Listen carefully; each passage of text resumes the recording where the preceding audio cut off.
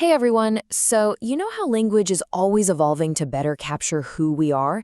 Well, today we're going to unpack a term that you might not have heard of, but trust me, it opens up a whole new way of thinking about attraction, especially beyond a simple gender binary. And that term is finsexual. So let's just start with a really big question. Is attraction always really about a person's gender, or could it be about something else entirely? Like their energy, their expression, or just a collection of traits? This is a question that kind of challenges our most basic assumptions about who we're drawn to. And that question leads us right here to the definition. Finsexual describes a sexual orientation where the attraction is geared toward femininity, and this can be in anyone. It doesn't matter if they identify as a woman, a man, a non-binary person, or any other gender. Okay, and this is the crucial point, so lean in. Femsexual attraction isn't about being drawn to a specific gender. It's about being attracted to the quality or the expression of femininity, wherever you might find it. And that distinction is absolutely key for understanding attractions that just don't fit neatly into our traditional boxes.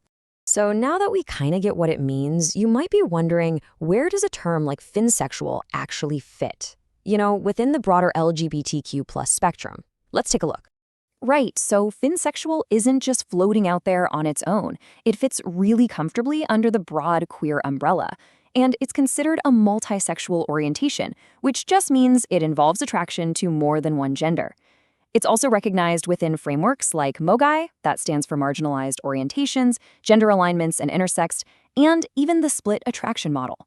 So yeah, it's definitely part of a much bigger ongoing conversation about identity.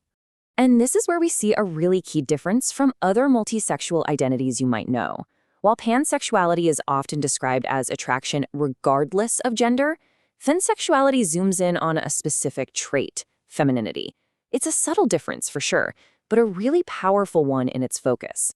So where did this term even come from? Well, like so much of our modern language around identity, its roots aren't in some old textbook. They're in the digital world. Let's get into its origin story. The term itself is actually super recent. Before 2015, a lot of non-binary folks felt like the existing labels just didn't capture their experience at all. Then, around 2015, a finsexual started to pop up and gain traction in online communities, especially on Tumblr, basically filling that language gap.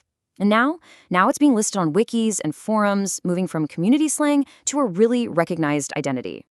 And this quote really gets to the heart of it. Finsexual wasn't a term invented by academics in a lab somewhere. It was a total grassroots effort. It was born from a real, genuine need for language that could accurately reflect an experience that the conventional labels just couldn't quite hold. Of course, with any new term, there's a period of adoption, a lot of discussion, and yeah, sometimes even debate. So for this last part, let's look at how finsexuality has been received, both where it's celebrated and where it's facing some challenges. You can see a pretty clear pattern here in where the term has gotten the most traction. Acceptance is way up there in communities that are already having these nuanced conversations, like asexual, aromantic, and non-binary spaces. In more mainstream organizations, it might be kind of included, but not really named out loud. And in spaces that still focus heavily on a male/female gender binary, well, it has the lowest traction there. And digging in a little deeper, you can see it's really celebrated in online forums that value what are called micro-labels, those highly specific terms for identity. But on the flip side, it can get erased or ignored in more traditional spaces. Think about pride events that might put more focus on the L and G than the B, T, or Q. This all ties into a bigger debate, too, about whether these super specific labels are helpful or if they're divisive.